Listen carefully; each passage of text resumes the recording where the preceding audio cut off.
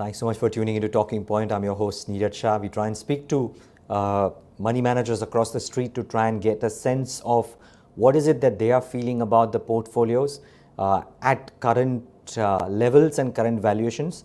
And in that quest, today we are talking to Aniruddha Sarkar, the Chief Investment Officer of Quest Investment Advisors, fairly old PMS-AIF structure, manages over 2,000 crores, and great to have him on the show today. Aniruddha, really good of you to take the time out.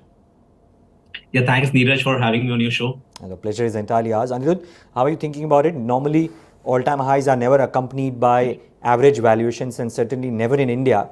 So, is new money coming in at these levels, and are you getting tempted to sit on a bit of cash, or are you fully deployed even for the new money that might be coming in? Answering your question in different parts that, with the new money coming in and about, how do you deploy it? I would say that one thing which is, I would say the trend in the last 100 days is the FI money which is coming in.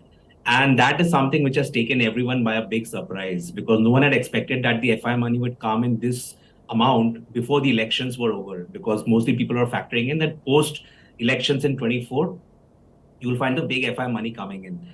But unlike that, what we have seen, I would say in the last 100 days, more than 1 lakh crore of FI money has come in. Whether we prefer it or not, but FI to a large extent definitely decide the market direction. Having said that, I would say that there's a huge amount of domestic money which is waiting to enter. And this is the money which I would say has been waiting for the right valuations, for the right levels, XYZ. But always we have been saying that there is no right level or the right valuation to enter. The right approach is, if you like companies, identify the good names, good sectors, and deploy there.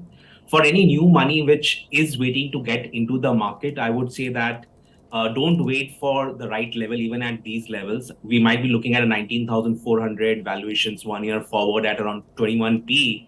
But having said that, I would say that break up your entire 100 rupees which you plan to deploy in the next 1 year, break it up into 4-5 buckets, put in one bucket now. You can put in the second bucket, if you see the market's a bit lower. Ideally, index is one part, second part are individual sectors and companies. Many times we just look at the headline index and we don't take a call to buy into good companies. There are some companies which might be available at good valuations, though your index might be looking expensive, but there are sectors and companies which are looking attractive even now. So I would say that don't wait for an ideal, perfect level. Keep deploying. And if you believe in the India story, I think, we'll all make money in the double digits. Okay. Yeah, well, if that continues for 10 years, then we reach that 50,000 mark on the Nifty that I've written about in my article as well. But yeah, okay. Yeah. But be that as it may. Okay, so Aniruddha, I take it from your answer that you are fully deployed currently. You're not sitting on any cash. No, there I would say that what I have done is, so that's my style, which I've been following for the last 8-10 years, is I do take that cash calls in my portfolios from time to time. Now, when I take cash calls, it's not that I'm looking at a big fall in the market. So right now, if you ask me, I'm sitting with around 11 to 12% cash in my portfolios. And that's on the higher side, because typically you will not find PMSs and AIF sitting with that much cash in portfolios. So around 11 to 12% is the cash I'm sitting with. For the new clients coming on board, roughly around 15 to 18% is the cash I'm sitting with.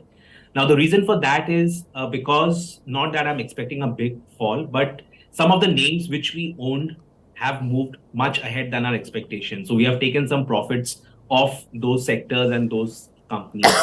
So we are waiting for the good levels to buy into some of the names which are in our watch list. Like, just to give an example, we had a very high allocation into the PSUs, and we have seen the type of rally PSUs have seen in the last 6 to 12 months. We have taken out some gains off PSUs. So this cash which you're seeing is more about booking profits and waiting for the right levels to get into some of the new names which we are evaluating. Okay.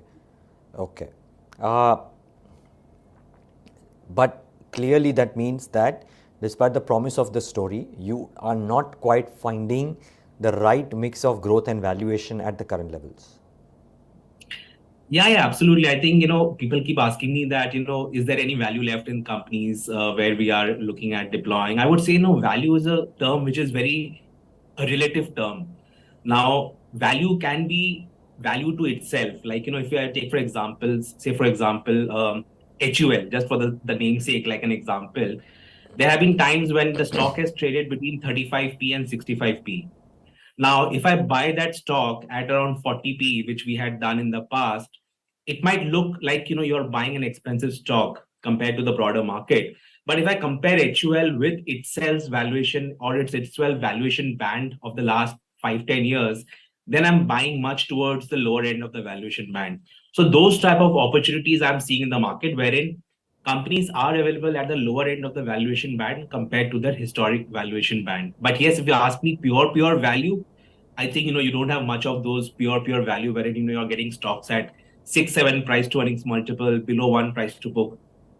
Those are not available. Even PSU banks are not available at below 1 price to book now. Yeah, they aren't.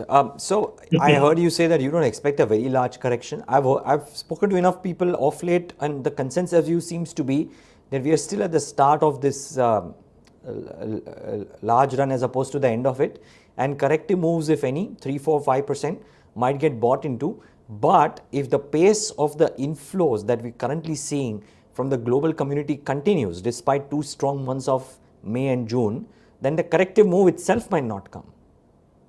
Very true. I think, as I said that, FI money, whether we like it or not, it still continues to dominate the index levels. Right. And my interactions with a couple of large MNC brokers in the last few months is that most of the big FIs who allocate money towards emerging market, their view is that they are overweight on China, which they want to decrease, and they are underweight on India, which they want to increase. And thanks to I would say, our Prime Minister, who has kind of taken India to the global stage, I think the whole outlook towards India has changed multifold in the last couple of years. That's true. And that is attracting the serious FI, the long-term money, wherein earlier they used to put India into the whole emerging market basket. Now India is being seen as a separate allocation altogether. And if you look at FI ownership of our companies, I think we are much below that than what we had been in the past, which means that FI ownership in Indian companies is very low. Coupled with that, India is getting a separate allocation apart from being earlier into the emerging market basket allocation. And thirdly, I think there's under ownership in India in the portfolios of large FI. So there's multiple things which will, I think, keep the money flowing. I would say the serious money which might open the floodgates would come post the elections, because most of the large FIs who want to allocate serious money, which means like 4-5% of their portfolios, and those portfolios run into billions of dollars, they want to see the continuity of the policies, continuity of the government, continuity of the mindset. And I think that is where you might see a massive kind of an inflow. But yes, different FIs have different patience level. Some people who don't have any allocation, they are making allocations. And that's the reason almost every day we are looking at FI numbers and they are in the plus, irrespective of, what comes and what goes. Even if the US opens plus minus, I think, India continues to see FI flows. So I think, yes, I'm not seeing a major correction in the market. There could be small 5, 6, 7% kind of a profit taking. And as you rightly mentioned, every small correction can be bought into. Got it. Okay. So, well, that's the view when it comes to the flows at large. Now, Aniruddha, the question therefore to you would be that whether in sectors that you are currently parked in or sectors that might be there on your watch list for buying later on, where is it that you have the highest conviction in the growth over the course of the next 2 to 3 years? If you look at our portfolio, you will find that, it's all India oriented, wherein I'll break up my portfolio to these 3 major buckets. One is India consumption, second is industrials, and third is financials. So these 3 form the pillars, I would say, of the whole India growth story, wherein begin with industrials. That is where the big capex is undergoing, whether you talk about Atmanirbhar Bharat, PLI schemes, defense manufacturing, capex from the private and the public. That is where the big industrial activity is happening, and that is going to be the first engine of growth. That engine of growth, it leads to household incomes going up, and that is where the India consumption theme comes in. And when I say India consumption theme, we are playing across different subsectors within consumption, and that is where I see the growth opportunities. It could be your hotels, it could be the retail, It could be your auto anchors. It could be the fast food outlets. So these are the different opportunities within, and the real estate. So not to forget. So these are the different subsectors within the India consumption. And thirdly is financials, which is kind of again a major pillar of both the first two themes. Industrial, if you're talking about capex, if you're talking about corporate borrowing, that is where one part. And if you're talking about consumption going up, that is where the retail borrowing goes up, and the savings and investment. So these three things I would say go hand in hand. And that is where I see the big growth opportunities for the next 36 to 48 months. Just to summarize, industrials, which will include all your cement, capital goods, your heavy engineering, defense, everything. Consumption, which is your urban consumption, Indian consumption. And lastly, which is financials. I heard you mention urban consumption quite unequivocally. Is it therefore a given that you are not quite constructive staples? This quarter, ahead of the results coming out, I'm seeing a number of notes saying that they are looking at a quarter of a strong margin recovery for staples, and if rural income goes up because of the pre-election spend, then even earnings might look different in the second half of the calendar. What about staples? So we don't have any allocation towards staples as of now, but I'm with you on that view that you'll see the margins improving for many of the staple companies because of the raw material prices. They would have peaked out, and you're seeing a lot of improvement on the margin front. Volume growth is something which I want to be more aware of, and that is where I would change my view once I see the volume growth picking up. Because I think with monsoons being haywire, with too much of, obviously, before elections, we always have that theme playing out that, you will find a lot of the rural spending happening from the government, and that is where a lot of consumption will happen. But I would want to see it in the numbers before I believe it, that, the volume growth has picked up. So as of now, I'm underweight on staples. In fact, I don't have any of the staple companies, but yes, I could change my view if I see that volume growth picking up, because margin improvement is definitely something which is going to happen in this quarter. Got it. So unless volume growth improves, you don't reckon that it will be a sustainable investment-led argument for staples? Absolutely, absolutely. Because also the market, I think, market always, it reacts before the numbers, and already it has factored in the margin improvements. Got it. Okay. I heard you say that you've gotten out of PSUs, but I heard you also say that defense is something that you like. So is defense the exception to the PSU norm? So we had a high allocation to PSUs. In fact, this is something which has come to us from our investors. Like they invest obviously into multiple PMSs and AIFs. So out of most of the top PMSs, which people would be investing, we had a very high allocation. We had almost like 14-15% allocation towards PSUs. It could be defense, it could be energy stocks, could be banks. Now we have brought that down from as has 14-15% to around 6 to 7%, which means by 50% we have decreased our exposure to PSUs, and partly that would be because that whole basket has outperformed the broader market by a huge margin.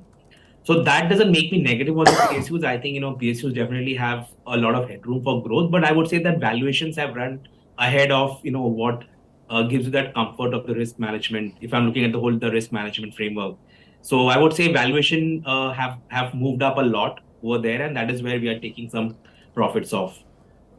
Got it. But last couple of questions, Aniruddha. One is, again, I heard you say real estate. I'm just trying to understand how is it that an investor like you is valuing and taking the decision on the real estate companies first. I'll come to ancillaries after this. But firstly, the real estate companies, because they are all adding, how do I say, the numbers, reportage has changed a bit. They are all adding projects, and the story around operating earnings over 2 years out is very healthy, not necessarily for all of them currently. How do you value real estate currently, and where is it within the real estate bucket that you are constructive on? So we have been bullish on the real estate right from the peak of pandemic. And in fact, we were one of the early ones who went into that space, both into the builders as well as the ancillaries to the real estate. Now, obviously, I'll not go back for 24 months, 36 months, what we got into it then. But where we are today, I would say there's a lot of demand for the real estate. And in fact, we were a bit worried because we had a high exposure to the real estate. That will the rising interest rates impact the demand? And to our pleasant surprise, there has been no change in the demand, even with the interest rates going up from 6.5% to 8-9% on the home loan side. Yes, the bottom of the pyramid is where you could find some of the demand weakening out. But yes, if I'm talking of the urban demand, that has not been impacted much even after the interest rates going up. So we are bullish on the real estate from the pure fact that a lot of interest from buyers who were sitting on the fence for the last 5-6 years has come back into the market, and they are now making the transactions. Second most important factor is the affordability of the homes is very good right now. There was a time when the real estate market, almost every year, prices used to keep shooting up. And people who were the actual buyers, they could not afford it beyond a certain point of time. Now, what has happened is the prices, if you see, has not moved up drastically in most of the pockets. Whether you talk about metros or other urban cities, prices have not moved up drastically. They would have definitely come up from the bottoms which was there, but they are much, much below than the peak which was there, say 4 or 5 years back. So I would say that there's a huge amount of demand which is being supported by affordability of the homes, along with, I would say, the income level growth which people have seen. Last 6-7 years, there has been Sure. roughly around 7 to 8% income growth. Sure. But the So I question would is, say how are you that valuing these demand is companies now? there. Yeah. I'm just trying to understand, how are you valuing these companies? See, I will say that if you're talking about the value earlier, these used to be valued on the land bank. Now that is something which we are not valuing at all, because earlier there was a time, if you remember, in 2005 to 2008, people used to value the real estate companies based on the NAV, based on the land bank. Now we are purely valuing these companies based on the units they are able to deliver, the number of units they can sell, the amount of per square feet they are able to sell, and what is the per square feet, the realization they're able to get. Based on that, we are looking at the cash flows which these companies are going to get in the next couple of years. And if I look at the cash flows of some of our portfolio companies for the next couple of years, I think in the next 24 months, most of these are going to double their top line and are going to double their cash flows from where they are today. Now, that is giving us comfort that there's a lot of, I would say, opportunity over there. One concern which sometimes we get is that, is there going to be an oversupply? I would say that there will be an oversupply in some pockets, but yes, cash flows is what is attracting us towards the different builders. And that's the reason we have selected companies. So we have in our portfolio even the large cap, the real estate company, even small cap real estate company. Now we selected the two spectrums purely on where we saw the cash flows coming in which markets they were operating, and what is the pricing strength of these companies in those markets. Got it. Okay. My final question, Aniruddha, and that is on real estate ancillaries. A bunch of them benefit. In fact, for a lot of people, playing real estate is better through the ancillary route, because you may not know which developer, but a good branded ancillary will certainly do well. Some of these are priced very, very punchy. How do you look at this pocket? So we are also quite concerned about the valuation for some of these ancillary companies, because we had always played the ancillaries using the plywood as one, wires and cables, appliances, the tile makers, bathroom fittings and faucets. So these are different ancillaries we can play with. I would say that definitely valuations are not cheap there anymore. So I would say that what we got value during the COVID times in these ancillaries is not there right now. So I would say some of these ancillaries have become a kind of a consistent compounder now, if I have to put that word, wherein that, they are looking at, they are going to give you that 15-18% kind of a growth on their earnings in the next couple of years. So they are more like a growth story right now. They're not like a deep value as of now. So yes, that is my view on the ancillaries, wherein they are more like a growth story and not like a deep value right now. Not even, I mean, so for example, I was just going through most of these. So plywood companies, for example, due to some issues or the other, I thought have really underperformed. They don't give you the constructive feeling out there. Are there some other issues around this industry? See, in the plywood and MDF space, competition has gone up a lot. And earlier there used to be demarcation that, this guy sells plywood, this guy sells MDF, this guy sells the laminates. Now with everyone seeing opportunity in each other's space, everyone has ventured into each other's territory. And that is where, they are doing the price cutting. So that was a concern, that, margins could get impacted because, you are trying to price cut each other. Everyone is entering into each other's space. If you look at, for that matter, the paint companies and adhesive companies, they both ventured into each other's space. So I think, that is something which I would say the competitive intensity has gone up a lot in the plywood, MDF, and the laminate space. And that is, I would say, is hurting the margins to some extent. But as I said, I think with most of the real estate companies now delivering a large number of units to the end consumers, I think interiors is a big part of any project. And that is where I would say most of these guys will continue to benefit. And even with too much of competition, I think you can look at a 15-18% kind of a earnings growth for most of these companies in the next couple of years. Got it. Great. Aniruddha, great having you. Thank you for taking the time out and being with us today on Talking Point, and talk to you more often, hopefully.